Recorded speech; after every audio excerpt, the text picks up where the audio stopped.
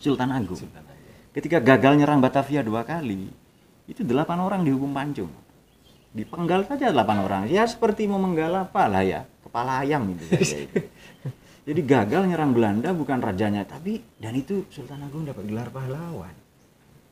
Yang di buku-buku diceritakan sebagai hot papa, family man ya, yang cinta keluarga. Waduh itu jagal, apalagi yang Mangkurat, ulama yang dibunuh itu. Assalamualaikum warahmatullahi wabarakatuh. Waalaikumsalam. Teman-teman penggemar Cahaya Hening Nalar, selamat datang. Kali ini saya kira satu episode yang sangat spesial, yang sebetulnya episode yang sudah lama saya rencanakan, tapi baru kali ini terwujud, Guru ya. Alhamdulillah ya. Alhamdulillah. Hari ini kita akan bicara dengan salah satu inspirasi terbesar dalam hidup saya dalam belajar filsafat. Beliau adalah Ahmad Taufir Dhuhri yang selama ini memberi bimbingan, sehingga saya mungkin tidak terlalu banyak keliru tapi masih nakal kayak gitu ya. Tapi hari ini kita akan bicara satu filsafat yang lebih dekat dengan kita. Barangkali sudah dekat dengan kita, tetapi hampir luput kita bicarakan, yaitu filsafat Nusantara.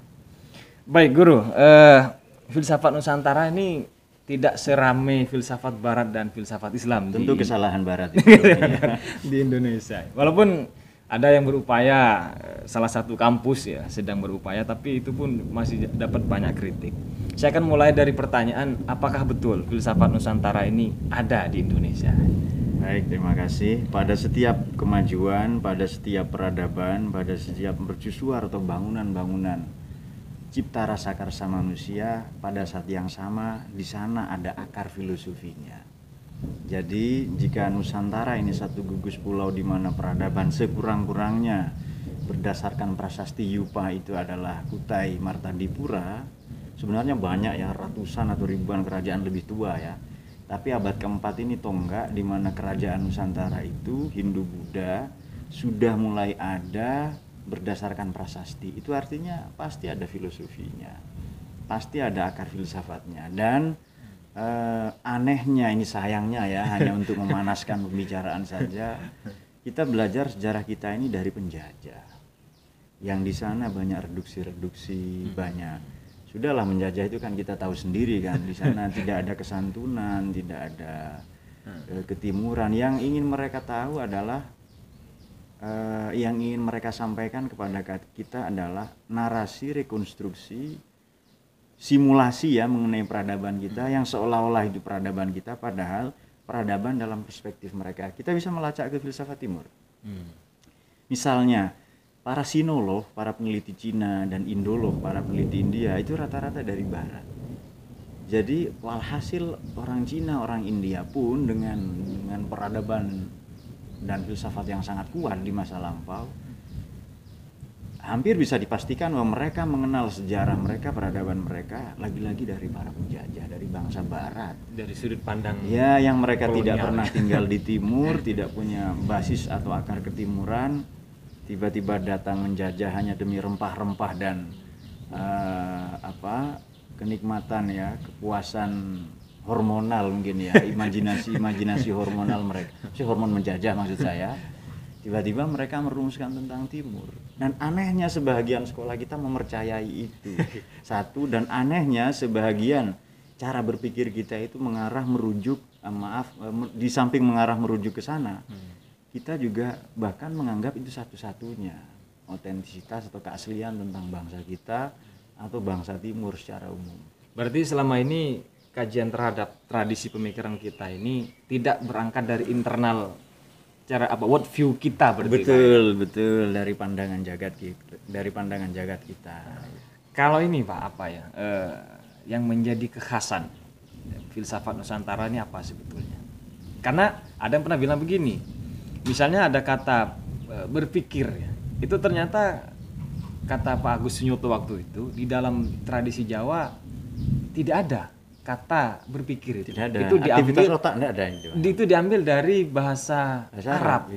Jadi kalau selama ini orang membayangkan filsafat itu adalah berpikir, kira-kira begitu, Tetapi ternyata di dalam kebudayaan kita berpikir itu tidak punya kata. Lantas sebetulnya kekhasan filsafat kita ini apa menihilkan berpikir sebetulnya? Mari kita baca ya. Hafal itu bahasa Arab. Nalar bahasa Arab. Hafidho, nazoro ya, kemudian pikir itu, berpikir itu juga bahasa Arab. Ilmu itu juga bahasa Arab. Tetapi tahu itu Sanskrit ya. Nah, sekarang pertanyaan begini. Kita ini sudah dijajah oleh bangsa India. Kemudian kita juga dijajah oleh Belanda ya, meskipun tidak terlalu lama. Jadi bohong dalam buku sejarah 350 tahun itu bohong itu. Yang betul lebih kurang 75 sampai 100 tahun saja. Ya, ini politik kultur stelsel atau tanam paksa. Kemudian kita juga dijajah, dijajah Arab. Yang banyak mereduksi kearifan kesejarahan kita sendiri, meskipun itu dengan embel-embel agama atau apa ya. Namun saya kira kalau tidak ada satu kosakataku, sebab begini, undang-undang, kemudian kearifan, kemudian cara hidup ya, kemudian bahkan yang tidak kalah penting, aturan hidup saja itu pada tradisi kita disebut kitab suci, disebut sastra, dan perilakunya adalah hukum kausalitas. Perilaku perbuatan kita itu disebut hukum kausalitas yang disebut dharma. Jadi tindak tanduk kita itu sudah sedemikian selaras dengan alam.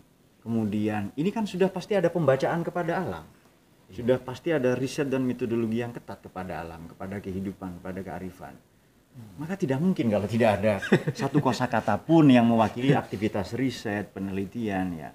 Nah, hanya lagi-lagi mungkin menarik kita mulai dari Ki Hajar Dewantara ya. Nah, boleh. Jadi Ki Hajar Dewantara ini entah dalam majalah Walika terbitan, kalau tidak salah itu terbitan Maret 1935. Beliau katakan begini, apa yang kita anggap sejarah Indonesia ini, sejarah Nusantara ini dicatat lebih kurang 30 atau 40 tahun yang lalu.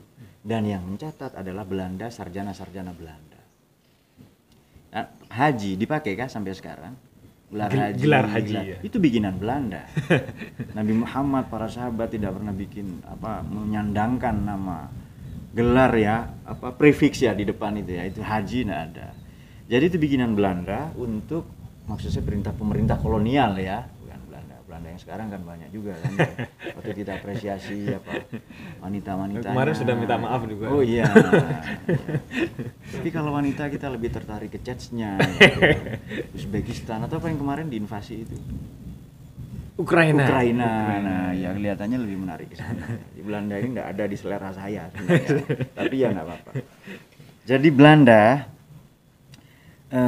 dengan sarjana macam-macam ya. Jadi bikin untuk gampang mengontrol, mengidentifikasi. Oh, ini sudah haji, sudah belajar di Arab, kemudian dia mendapat pemikiran baru. Sekurang-kurangnya semangat juang untuk melawan penjajah. Loh, ini harus diidentifikasi nih, pakai udeng-udeng itu, serban. Baju putih, kopiah putih, lilitan surban, dan dipanggil Pak Haji. Itu cara Belanda. Kalau kita masih pakai gelar ini, sama dengan membenarkan penjajahan sebenarnya. Dan sekarang kemudian menjadi identitas budaya yang banyak mengalami kekacauan itu. Nah, jika demikian, abaikan saja yang haji-haji itu, kita akan fokus ke Ki Hajar Dewantara ya. Jadi begini, sejarah kita ditulis Belanda. Yang kita anggap sejarah kita padahal sejarah yang direkam ulang oleh Belanda, direkonstruksi Belanda. Dan kita tahu Belanda itu hanya mau menjadikan Indonesia sebagai onderdriving ya, perkebunan raya. Yang kita menjadi budak-budaknya, antek-anteknya ya. Dan itu sayangnya dilanggengkan sampai kultur kita saat ini. Nah, kemudian begini lagi yang menarik ini Bung Herlia. Pada filsafat Nusantara itu sendiri, saya mungkin di Indonesia kurang cocok istilah filsafat itu ya. Arif itu juga bahasa Arab ya. Jadi mungkin boleh dimaknai, boleh dialih bahasakan. Darsana itu juga bahasa Sanskerta. Darsana. Iya. Jadi mungkin bisa kita, enggak apa-apa lah kalau mau dialih bahasakan sekarang, misalnya waskita dharma. Mungkin waskita hidup ya. waskita jiwa itu juga mewakili, atau pandangan jagat itu ya, jagat netra itu ada sebenarnya. Kosmologinya Ya, kosmologi. Jadi pandangan jagatnya adalah berangkat dari sana, satu aturan hidup yang ia berjalin jemalin. Sebab begini, ini kesalahannya dari awal dulu ya. Barat menganggap kita tidak punya filsafat, basis logika yang kuat, yang sistematis ala Barat. Kemudian Timur menganggap Barat itu tidak punya perasaan, tidak punya nurani, hanya mencaplok dengan budaya to have, aneksasi macam-macam gitu ya.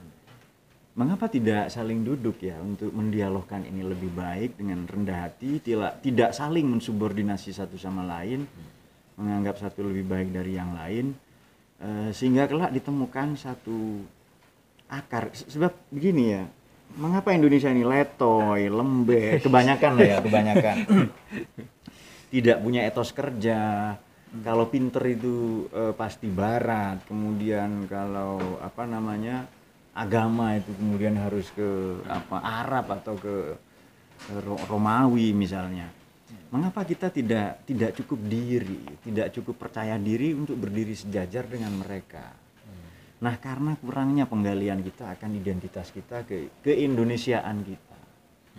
Nah, semakin ini direduksi oleh ilmu-ilmu yang dari Barat macam-macam, semakin kaburlah keindonesiaan kita, sehingga siapapun yang tidak memiliki akar akan bisa dengan mudah diangkut. Ilustrasi, ini mobil ya, truk misalnya, mobil.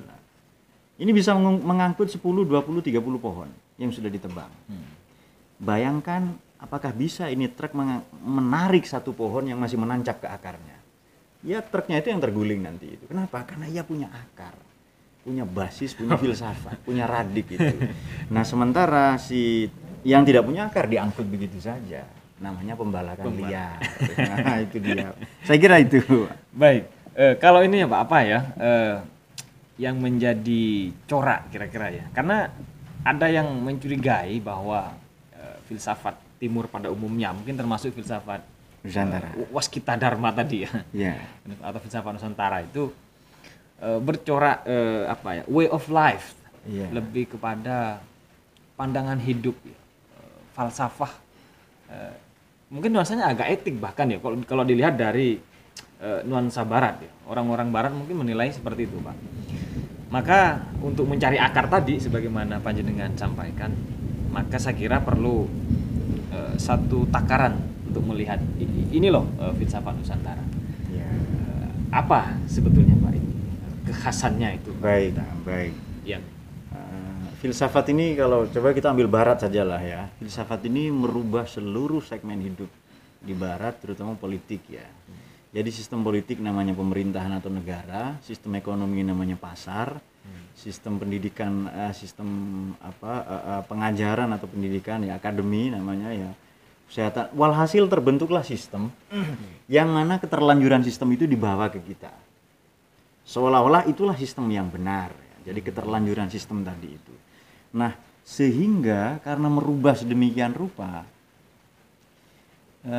mari kita ambil misalnya dalam politik, dalam aturan hidup ya, atau sebab istilah way of life ini juga terlalu terburu-buru saya kira ya, terlalu terburu-buru. Kemudian sebelum nanti kita menuduh apa ini naskah kita apa, sebelum ke sana mari kita melihat ini dulu ya.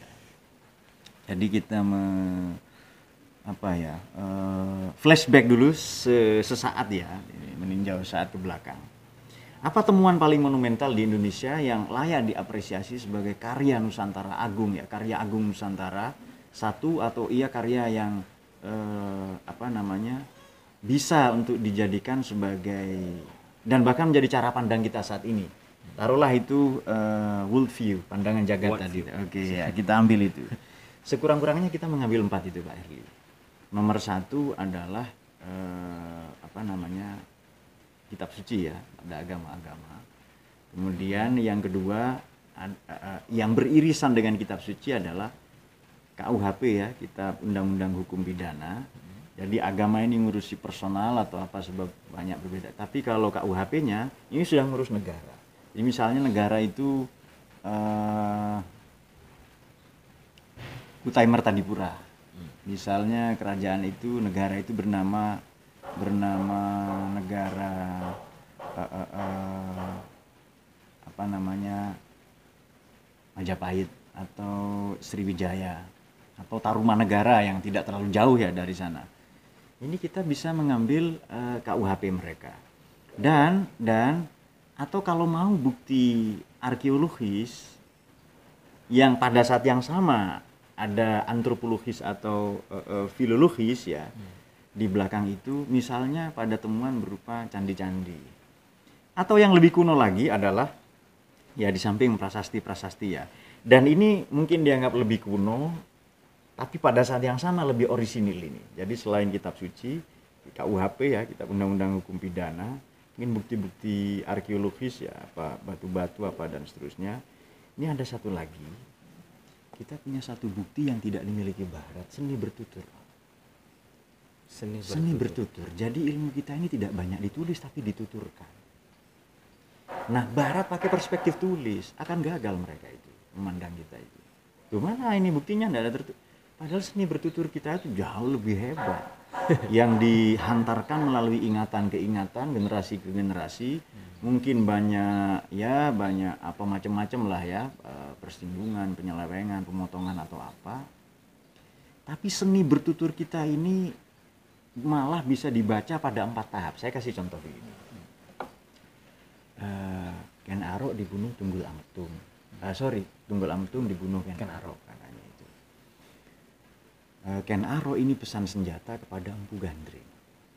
Kemudian Ken Arok adalah anak haram ya, anak hasil happy-happy antara mantap-mantap lah ya antara Empu Gandring, antara si siapa tadi Tunggul Ametung dengan seorang perempuan desa di mana di lereng Gunung Kawi ini namanya Ken Endok ya. Padahal si perempuan tadi sudah bersuami, suami itu namanya Gajah Para. Nah, kemudian dicitrakan bahwa Ken Arok adalah anaknya raja. Padahal dia bayi itu anaknya siapa? Brahmana, dewa lah itu. Padahal Ken Arok ini ditemukan seorang maling di kuburan. Bayi itu disebut Temon karena ketemu dia nemu di kuburan.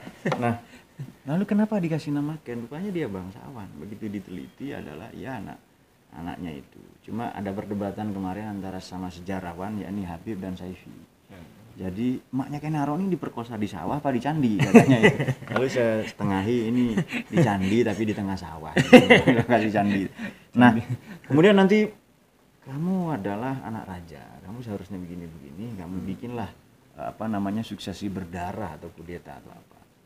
Kita bisa membaca Ken Arok sebagai personal, Ken Dedes personal, kemudian apalagi Tunggul Ametung personal, Empu Gandring personal. Tapi kita juga punya pembacaan 4 level di atas itu. Nomor 2, ini menarik. Rupa-rupanya Empu Gandring ini departemen. Ini Empu Gandring PT Pindad. Membuat pabrik sebenarnya, bukan nama orang, ini pabrik. Dan Ken Arok ini departemen sebenarnya, Pak. Jadi punya pasukan khusus ya, yang boleh jadi kepalanya Ken Arok atau apanya lah, kode sandinya atau apa. Dan itu dalam sejarah biasa diceritakan seperti itu dalam seni bertutur kita. Ya Joko Tingkir, dia lembu peteng, kemudian dikejar-kejar buaya. Dia tidak mengalahkan perampok, jadi memperkosa, ada main happy lah dengan seseorang, katakanlah demikian, dikejar pemuda kampung, dibunuhlah. Tapi dia diceritakan ya ada ada seekor singa dikejar, kemudian buaya, singa itu menerkam kerbau. Ya sebab yang lahir dari anak seperti itu istilah dalam Jawa itu lembu peteng. Nah, jadi kita bisa sudah membaca itu dalam 2 level. Jadi sejarah direduksi apakah Serat Pararaton, Negara Kertagama. Ini sudah sejarah yang ditulis dengan sangat santun itu. Yang boleh jadi bukan orang tapi lembaga atau kementerian atau departemen.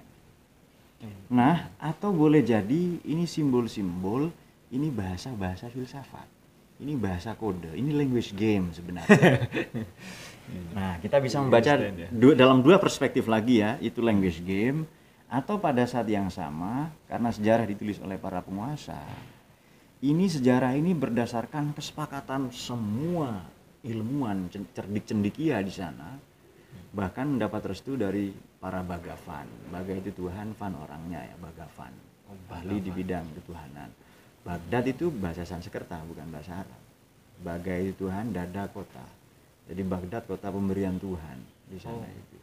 Kenapa? Karena ia merelakan penduduknya banyak mati syahid, banyak jadi korban macam-macam.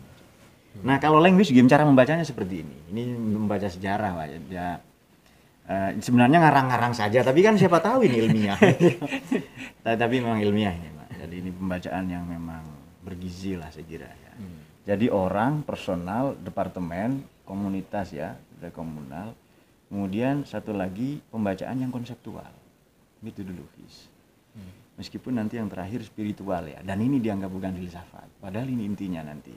Nah, yang konseptual adalah begini, yang mental lah ya. Kita mengenal orang Jawa orang yang santun. Saya katakan itu salah besar dalam dua aspek ya. Satu cacat metodologis historis berarti itu. Yang kedua ini ahistoris bahkan. Orang Jawa itu santun itu salah besar. Perhatikan saja nama wangsa-wangsanya. Wangsa Rajasa. Rajasa ini jagal artinya, haus darah, jagal orang, jagal manusia. Jadi Kartarjasa Jayawardana. Pada hari ini tanggal 15 bulan Kartika, seorang pemuda kesatria ya bernama siapa itu? Dia Sanggrama Wijaya ditabalkan menjadi Raja Wilwatikta atau Majapahit sebutannya Wilwatikta waktu itu. Akan mengacu memimpin seadil-adilnya dengan kitab suci, kitab undang-undang Kutaramanawa Dharma Sastra dan dengan nama Abhiseka Kertarjasa Jayawardana. Maknanya Kertarjasa Jayawardana itu adalah meraih kesejahteraan kemajuan dengan cara menjagal sesama manusia. Dengan cara membunuh sama. Jadi orang Jawa halus itu salah besar. Ya sekarang mungkin setelah ditarbiyah ya, ditarbiyah oleh Wali Songo atau apa Belanda. Anda tahu perang Diponegoro, perang Jawa. Anda mungkin lebih ke depan sedikit. Sultan Agung. Ketika gagal nyerang Batavia 2 kali, itu 8 orang dihukum pancung. Dipenggal saja 8 orang. Ya seperti mau menggal apa lah ya, kepala ayam gitu saja itu. Jadi gagal nyerang Belanda bukan rajanya, dan itu Sultan Agung dapat gelar pahlawan. Yang di buku-buku diceritakan sebagai hot papa, family man ya, yang cinta keluarga. Waduh itu jagal, apalagi yang mangkurat, ulama yang dibunuh itu. Jadi perhatikan saja sejarah itu pasti dengan suksesi berdarah semua. Ini membuktikan kita ini haus darah. Tapi dalam seni bertutur diceritakan lemah lembut. Jadi kepada generasi yang akan datang, leluhur kita punya warisan untuk bertutur yang enak, yang lemah lembut. Ini kita sudah tinggal di sini ratusan tahun loh Pak, ribuan tahun. Lalu Belanda cuma datang sebentar mau merumuskan kita. Ini sudah banyak reduksi, sudah ahistoris sikap mereka ini. Makanya saya kembali ke pernyataan Ki Hajar Dewantara dalam majalah Walika atau Salika tadi itu 1935 ya, 28 Maret itu dikatakan bahwa apa yang kita anggap sejarah budaya Nusantara itu sebenarnya ditulis 30-40 tahun yang lalu oleh para sarjana Belanda. Yang mereka tinggal di sini baru-baru ini saja. Satu lagi, ini cara pembacaan yang lebih tinggi Pak, ini cara pembacaan spiritual. Ketika Christian Snuggerud-nya, orang kagum semua Pak. Yang nulis Aceh gitu Pak. Ya banyak lah itu yang dianggap ulama hafal apa. Apa kata para ulama kita? Bahkan kata para resi, jadi kata para pertapa, ini pengkhianat, ini perusak Indonesia. Orang ini bukan Brahma, maknanya bukan tokoh agama, bukan Brahmana ini orang ini. Nah ketajaman spiritual seperti ini orang kita sudah tahu. Kapan gempa, kapan bencana, ini akan ada gunung longsor. Kita tahu loh ya. Jadi cara membaca sejarah seperti itu juga terwariskan sampai sekarang. Dan betul, itu kalau dalam terma tasawuf Ainul Basiroh itu sudah itu. Ternyata apa yang dikemukakan para kiai betul. Christian Snuggerud-nya ini ya memang ada 1-2 jasanya ya. Sebagian sejarah kita, mungkin sejarawan kita, para filolog kita terpesona dengan kehebatan Christian Snoeckburgero-nya itu. Tapi jangan lupa ia penjajah. Dia kan banyak reduksi macam, kan katanya menikah dengan istrinya para kiai apa. Kemudian dia masuk Islam atau apa. Mau masuk Islam mau apa? Yang penting penjajah itu saja, jangan lupa. Oh, ini sudah masuk Islam loh. Dia penjajah, jangan lupakan itu. Jadi sebab cara berpikir kita kadang-kadang begitu. Ini pemain bola Islam atau enggak? Kemudian begitu Mike Tyson ini masuk Islam ya, dengan nama Islam apa katanya, orang bersorak-sorai ya seolah itu kemenangan Islam. Begitu masuk Islam kalahan dia tidurnya itu. Kalah sama Holyfield sama waduh, iya makanya ya sudahlah, agama nanti ya mari kita mendudukkan apapun secara rasional dan proporsional. Jadi Pak, jadi kita ini sudah punya aturan main sendiri. Itu filsafat yang hebat. Bahkan cara membaca sejarah seperti tadi ini mungkin belum banyak yang dilakukan oleh para sejarawan sebab dianggap penafsir nanti. Dan saya tunjukkan di rumah saya di Bantur itu Pak, orang mau menggali sumur, pawang itu tinggal gini saja Pak, di sini ada air. Ini ilmu apa enggak tahu, kalau digali betul ada ini. Kalau tidak silahkan gali, sebulan belum nyampe sebab batu besar-besar karena pegunungan rumah kami di selatan itu. Tapi kalau pawang dengan sebungkus 2 bungkus rokok itu ini gali di sini mata air, gali keluar mata air, bangun musola di situ atau bangun rumah. Ini barat tidak punya begini. Wah, ini diteliti punya sensor apa, pinjam satelitnya NASA dulu. Loh, ini ribuan tahun kita punya begini ini. Dan ini dianggap bukan filsafat karena tidak ada bukti otentik berupa tulisan. Ini sangat mereduksi cara pandang seperti ini, saya kira. Mungkin demikian. Luar biasa ya. Artinya ada kekayaan intelektual yang sangat filosofis sekali ya. Yang saya juga belum mengetahui secara pasti itu. Ternyata beliau mampu menjelaskan dengan begitu detail soal itu.